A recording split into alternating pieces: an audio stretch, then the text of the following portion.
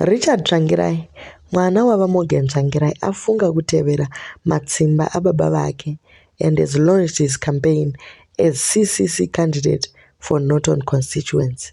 Welcome back to your channel. Vanhu varamba kumugamuchira as they removed his posters in some parts of Norton, Kungoni nekukatanga.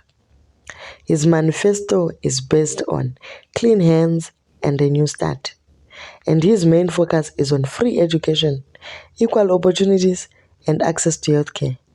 Arikuti he is determined to protect constitution and bring electoral reform. Ukuwo, a top human rights lawyer, akarohwa kupotsa kufa by unknown people and he is in hospital. Obeishava anoshandidzana nebato re-CCC panyaya yemadouble candidates fraud yanga ichiitika. Izvi zvinosuwisa as lawyers should not be identified by cases they are working on. Please don't forget to leave your comments down below and hit the notification button for more.